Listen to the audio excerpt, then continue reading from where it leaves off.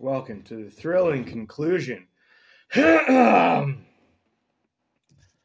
Book of the Child, Part 3.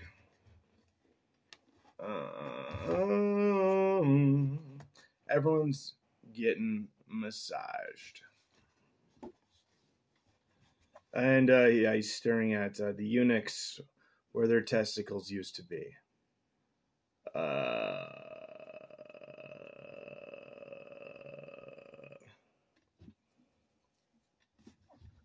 Ptah Nemhotep remarked, "You cannot imagine what joys these boys bring to my harem.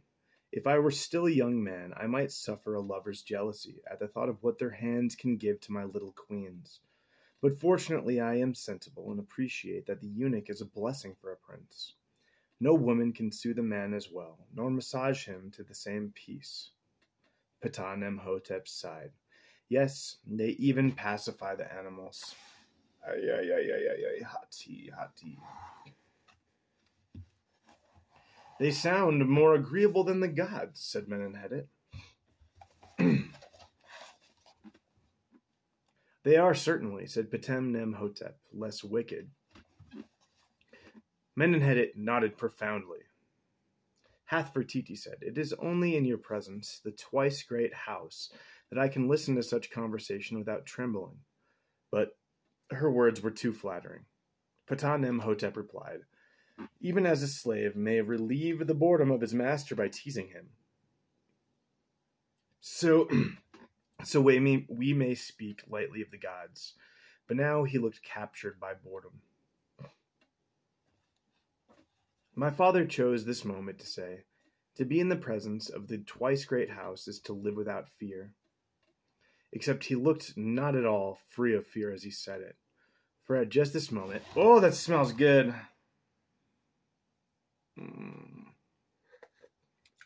Oh, baby.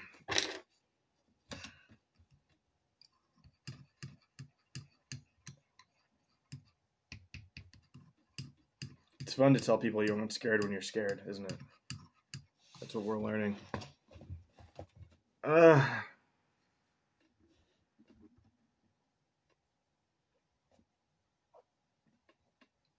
Except he looked not at all free of fear as he said it. For at just this moment, a servant came to present a cooling drink, and Ptah Nemhotep, making a gesture of annoyance, waved it away. "You and Hathfertiti," he remarked to my father, "certainly speak like brother and sister."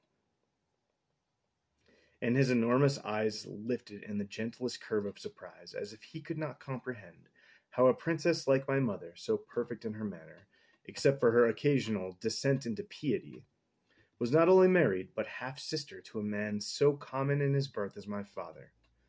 I winced with certainty that the pharaoh was thinking this, but knew whether he did or not that I would still think it, because my mother had told me this was the first cause of shame in our family.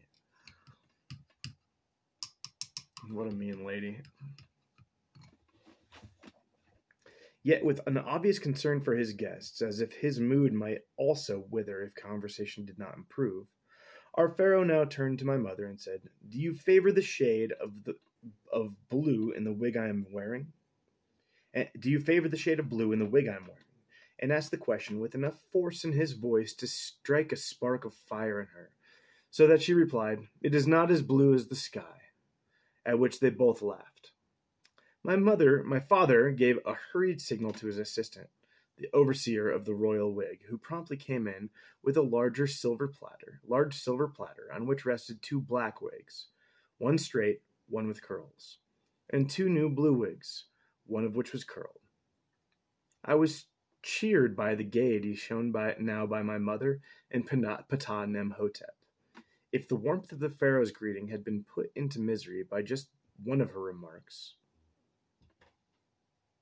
it had now been restored by way of what she last said, as if it were natural to him to balance the gloom with which he responded, to a flaw in manners by quickness, to applaud any exhibition of skillful speech. Even an acceptable, that is, very small insult, at least when the mood, like a soup, was in need of some stirring. Ooh, that's a good one. Let's read the tea. Let's take a break. I'm going to read this teetling. There is pleasure in the pathless woods. Thanks, Lord Byron.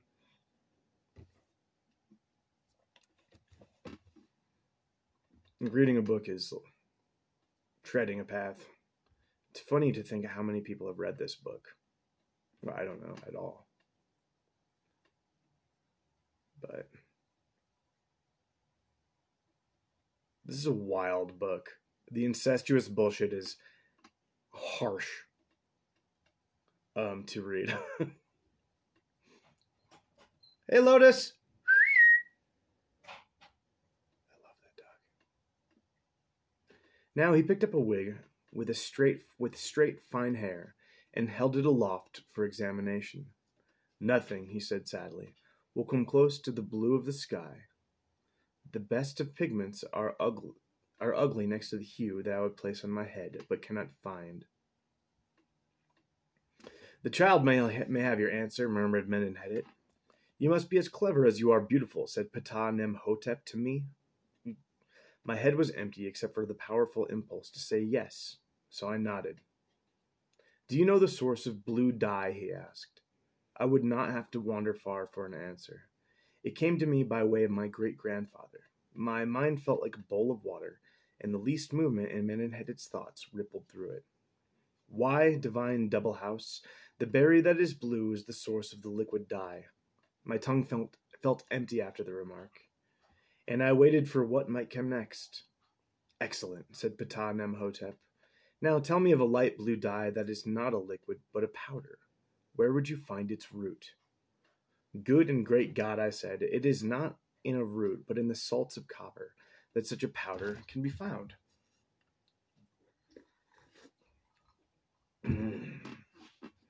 He speaks as well as yourself, said the pharaoh.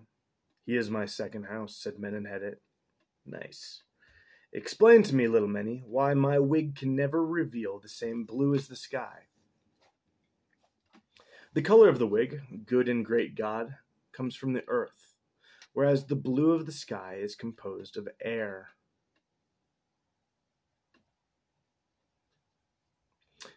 Then will I never find the blue I desire, he asked. His voice was full of a sympathetic mockery that drew me near to him. Even as I answered, never. I went on to add as easily, never, great pharaoh, until you find a feather with birds as blue as the air. Menenhetit struck his thigh in surprise. The boy hears only the best voices, he said. He hears more than one voice, said Ptah-nem-hotep, and flicked my great-grandfather with his flail. It's splendid that you are here, he said. And you? He said, now touching Hathfertiti with the same flail. She responded with her best smile. Never have I seen you looking more handsome, she told him. I confess, said Ptah-nem-hotep, that I am like a dead fellow, well wrapped. I am bored. That cannot be so, said Hathfertiti, when your eyes are like the lion and your voice is the companion of the air. My nostrils smell everything, he said, including the oppression of every breath I take, he sighed. When alone, I utter bird cries in order to amuse myself. He gave a sharp little hoot in imitation of a bird protecting her nest. Does that amuse you? He asked. Sometimes I think it is only by amusing others that I escape for an instant from the smell of everything. Here, little boy, little Meni-Ka, would you like to hear a dog speak in our tongue, not his? I nodded, at the simple look of amusement in my face. Ptah-nem-hotep added, even your great-grandfather cannot make a dog speak. He gave a special clap to his hands and called out, Tet-tut! I heard a dog sniffing beneath the house, then moving slowly up the stairs to the balcony with steps that, for an animal, were as full of decorum as two servants ascending on 4 well-trained feet. A silver greyhound came into view. He had a most intent and serious expression. Tet-tut, said the pharaoh quietly. You may sit down. The dog obeyed with no sign of agitation. I will introduce all of you, said Ptah-nem-hotep. After I speak your name, please me to keep thinking of it. And then he proceeded to point out each of us to the animal. All right, Tet-Tut, said Ptah-nem-hotep. Go to Hath-Fertiti. When the dog took a step forward and hesitated, he repeated, Yes, my darling, go to the lady Hath-Fertiti. Tet-Tut looked at my mother, then approached her. Before she could applaud the effort, Ptah-nem-hotep said, Go to Menenhedet. The dog backed away from Hath-Fertiti, turned once into a circle, and walked directly to my great-grandfather. When he was within 2 feet of him, he knelt, put his long muzzle to the floor, and began to moan. Oh, Lotus. Are you afraid of this man? Asked the pharaoh. Tet-Tut gave a long whimper, eloquent as the stirring of flesh in a wound. Tew, tew, tew, tew was something like the sound he made. T-Y-I-U, T-Y-I-U-U. Tew, tew, tew, tew. What do you hear? Said Ptah-nem. What is that sound coming from a dog? T. Dogs don't make T sounds. Maybe they do. Do you hear? Asked Ptah-nem-hotep. He is saying yes. I would complain of a lack of exactitude, said Menenhedet. Tutu, said Menenhedet to Menhet. Ptah-nem-hotep to Tet-Tut. Say tu, not tu. Tu. Tet-Tut rolled on his back. You're a scamp, said Ptah-nem-hotep. Go to the boy. The dog looked about. Go to the boy. To Meni-Ka.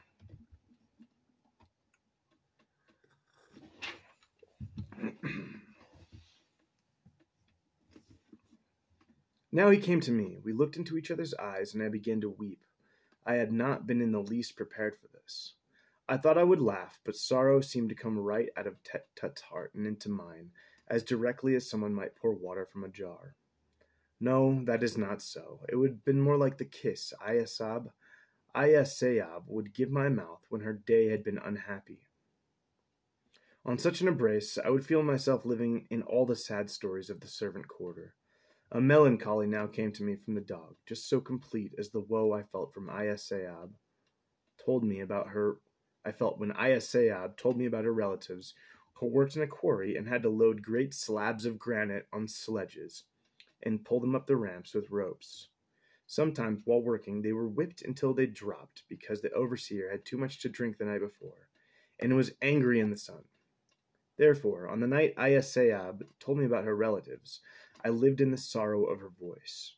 She had a heavy voice, full of burden, yet it was not poor. For it spoke of the enjoyment in her muscles when she laid down to rest. She grieved for the men and women of her family she had known in her childhood, and told me they visited her at night in the depth of her heart. Not as in a dream where she might be afraid of them, but more as she were able to think of them when the evening came. Even as she had not seen them in years, she had believed they must be sending her messages of their twisted bones, because pains that felt like tortured stings came into her limbs, and told her of their lives, just as a bow can send an arrow flying.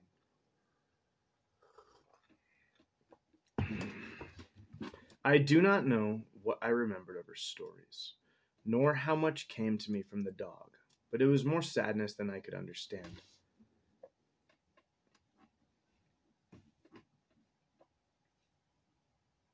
The sorrow in Tet-Tut's eyes was like the look I had seen in the expression of many an intelligent slave.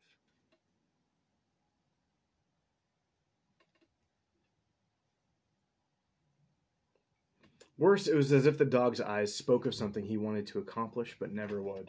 Lotus, what do you want to be? So I wept. I could hardly believe the loudness of my clamor. I squalled. The dog had managed to tell me of a terrible fright in a far-off place, and I was more afraid than I had ever been. As if I might not live like a slave, but still know the fear that sooner or later I too would know, if a life I did not want, and was powerless to go where... If I too would know of a life I did not want, and be powerless to go where I wished. And this feeling was great enough to send me shaking with a force that shattered the steadiness of the light. Then it was as if I lived in the sun, and in the dark, but quickly, in the tremors, as if I was blinking. Yet my eyes stayed wide open. I saw two existences at once, myself at 6 debauched into tears, and myself debauched into tears, and myself in the dark, weeping in shame as I gorged on Menenhetit's cock. I fucking forgot about that. Jesus Christ. The tears so powerful, my nostrils poured... Ugh. The tears so powerful, my nostrils poured 2 rivers, all over the old man's phenomenon of a grand member. Yes, at 6 I had a sight of myself debased in the land of the dead when I was 21.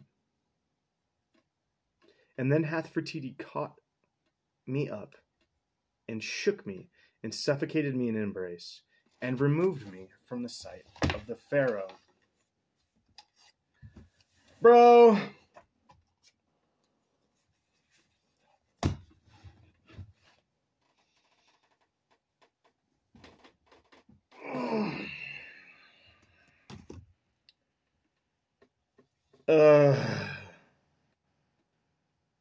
He's still going down on his great-grandfather's corpse. Or Ka, whatever. I gotta go back and look at what the 7 things were.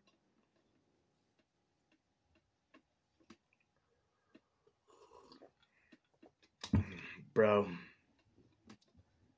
Do you have anything to say about this?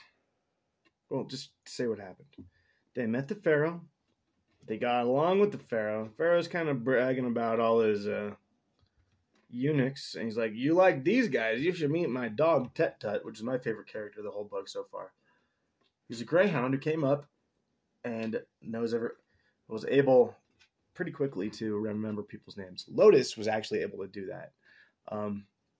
When she was younger, I could be like, she knew who my mom was, my dad, or if she spent time in a household, we could